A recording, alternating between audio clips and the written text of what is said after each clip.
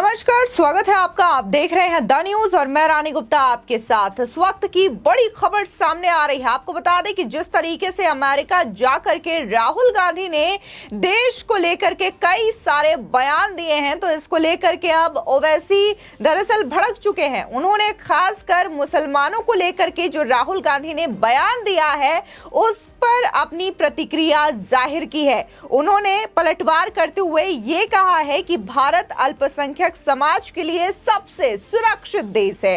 राहुल गांधी विदेश में भारत के खिलाफ इस तरीके से बयानबाजी करना बंद कर दे। उन्होंने राहुल गांधी के इस पूरे बयान को गैर वाजिब बताया है। वहीं दूसरी ओर बड़ी खबर की बात करें तो राहुल गांधी विदेश में जाकर के अपनी संसद सदस्यता जाने पर बड़ा बयान देते हुए ये कहते हैं कि मैंने कभी नहीं सोचा था कि ऐसा होगा और मैं ऐसा पहला व्यक्ति हूं जिसका मानहानि मामले में सदस्यता रद्द की गई हो।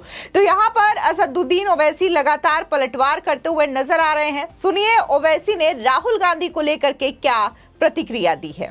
अगर कोई ये कहे कि राहुल गांधी की जो सदस्यता चले गई वो ठीक नहीं है और दूसरों की जाती है तो अच्छा है, ये कैसे होगा? आपसे सवाल पूछा गया था भारत के मुसलमानों के बारे में, तो आपने कह दिया कि 1980 में यही हाल दलित और सिखों का भी हुआ था। तो 1980 में राहुल गांधी नहीं जानते कि यूपी में सरकार उनकी थी तो हाशिमपुरा हुआ, मलियाना हुआ। 1980 में उन्हीं की पार्टी की सरकार थी तो दिल्ली का मैसेकर हुआ। यूपी में उन्हीं की सरकार थी तो मुरादाबाद की ईदगाह में 400 से ज्यादा मुसलमानों को पुलिस फायरिंग में मार दिया गया। 1980 में उन्हीं की सरकार थी जब दिल्ली की सड़कों पर सिखों के खून से होली खेली गई थी। तो आपको ये बोलना चाहिए कि मुसलमानों पर अगर हो रहा है तो क्या हो रहा है। ये टाल मटोल का जवाब देना कि 1980 में ऐसा हुआ था। अब फिर राहुल गांधी को ये भी बोलना चाहिए था कि उनकी सरकार राजस्थान में है, जुनैद नसीर कैसे मारे गए और अब तक उनके कई कातिल एलिज एक्यूज नहीं पकड़े गए। ये क्या है? छत्तीसगढ़ में उन्हीं की सरकार है, वहां पर धर्म संसद होता है, छत्तीसगढ़ सरकार के स्पॉन्सर्ड, और वहां पर महात्मा गांधी को गाली दी जाती है। ये मोहब्बत की दुकान है। ये मध्य प्रदेश में आप ही का कमलनाथ कह रहा है कि हम रिलीजियस हिंदू फेस्टिवल्स करवाएंगे, तो फिर ये आपका सेकुलरिज्म, मैं शुरू से कह रहा हूं कि पॉलिटिकल सेकुलरिज्म के जरिए से भारत के मुसलमानों को बर्बाद किया गया। पॉलिटिकल सेकुलरिज्म की वजह से भारत के मुसलमानों का पॉलिटिकल एम्पावरमेंट नहीं हुआ। आपको बता दें कि ऑल इंडिया मजलिस इत्तेहादुल मुसलमीन के प्रमुख असदुद्दीन ओवैसी ने बुधवार को कांग्रेस नेता राहुल गांधी पर जमकर निशाना साधा है। ओवैसी ने अमेरिका में राहुल गांधी के द्वारा दिए गए भाषण पर खूब सवाल उठाए हैं। बता दें कि ओवैसी ने कांग्रेस नेता के बयान पर पलटवार करते हुए 1980 के दशक में मुसलमानों के खिलाफ हिंसा की कथित घटनाओं का जिक्र किया है, जब कांग्रेस उत्तर प्रदेश और केंद्र यानी कि दोनों ही जगहों पर सत्ता में थी। ओवैसी ने दावा किया है कि राजनीतिक धर्मनिरपेक्षता ने देश में मुसलमानों को बर्बाद कर रखा है। राहुल पर बरसते हुए ओवैसी ने कहा कि राजनीतिक धर्मनिरपेक्षता का इस्तेमाल संसद और विधानसभाओं में मुस्लिमों का प्रतिनिधित्व खत्म करने के लिए किया गया है। अमेरिका में राहुल गांधी ने कहा था कि भारत में मुसलमान, ईसाई, दलित और आदिवासी ये महसूस करते हैं कि उन्हें निशाना बनाया जा रहा है। राहुल के इसी बयान पर पलटवार करते हुए ओवैसी ने कहा है कि यह गलत है। आपसे भारतीय मुसलमानों पर सवाल पूछा गया था, लेकिन आपने कहा कि 1980 के दशक में दलितों और सिखों के साथ भी एक ऐसी ही चीजें घटित हुई थी। असदुद्दीन ओवैसी ने कहा कि आपको बताना चाहिए था कि मुसलमानों के साथ क्या हो रहा है। उन्हें अशोक गहलोत को सीख देनी चाहिए। साथ ही उन्होंने कहा कि राहुल गांधी को यह भी बताना चाहिए था कि राजस्थान में जुनैद और नासिर को कैसे मारा गया। छत्तीसगढ़ में आपकी सरकार ने धर्म संसद को प्रायोजित किया, जहां राष्ट्रपिता महात्मा गांधी के साथ दुर्व्यवहार हुआ था।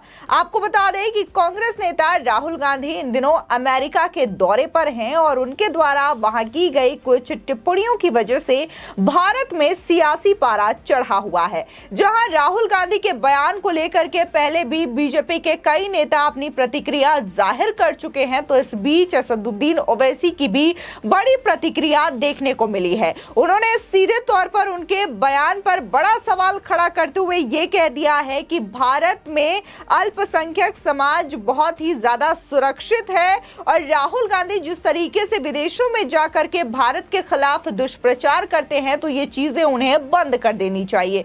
जिस तरीके से राहुल गांधी भाषण देते हैं, उनको लेकर के भी उनका कहना है कि राहुल गांधी जुबानी खर्च बहुत ज्यादा करते हैं, ये चीजें उन्हें नहीं करनी चाहिए।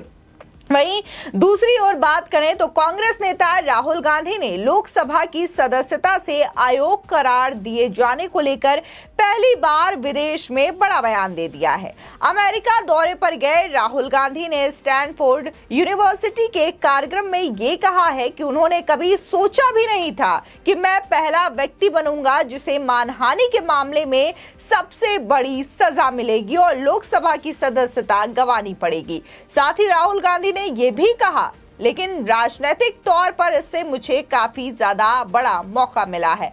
भारत जोड़ो यात्रा का जिक्र करते हुए राहुल गांधी ने कहा कि भारत में समूचा विपक्ष संघर्ष कर रहा है, संस्थाओं पर कब्जा है, लोकतांत्रिक लड़ाई लड़ने के लिए हम संघर्ष कर रहे हैं। इसलिए कुछ महीनों पहले हमने पूरे भारत में यात्रा करने की सोची। आपको बता दें, दरअसल मोदी सर ने मामले में की गई टिप्पणी की वजह से राहुल गांधी को सूरत कोर्ट ने सजा सुनाई थी, जिसके बाद राहुल गांधी को अपनी सदस्यता गंवानी पड़ी, क्योंकि सूरत कोर्ट ने उन्हें 2 साल की सजा सुनाई है और ये संविधान के मुताबिक अगर किसी एमपी एमएलए को 2 साल से अधिक की सजा होती है तो उसकी सदस्यता को रद्द कर दी जाती है। साथ ही कोर्ट ने उन्हें बकायदा ये टिप्पणी की थी कि राहुल गांधी को सुप्रीम कोर्ट से 2 बार हिदायत दी गई है कि जिस तरीके से वो बयानबाजी करते हैं बिना किसी सबूतों के अभाव पर, तो ये चीजें उन्हें सुधार कर लेनी चाहिए, जिसकी वजह से राहुल गांधी ने चीजें नहीं की और अब उन्हें सजा देना जरूरी बन जाता है, क्योंकि अगर राहुल गांधी को इस मामले में सजा नहीं दी जाती है तो एक समाज में नेगेटिव असर पड़ेगा, क्योंकि एक पूरे समाज को ये रिप्रेजेंट करते हैं, ये सांसद है, ऐसे में इन्हें सजा मिलनी जरूरी है। तो ये तमाम मुद्दों की वजह से राहुल गांधी को अपनी सदस्यता गंवानी पड़ी थी, जिसको लेकर के भी काफी ज्यादा हंगामा देखने को मिला था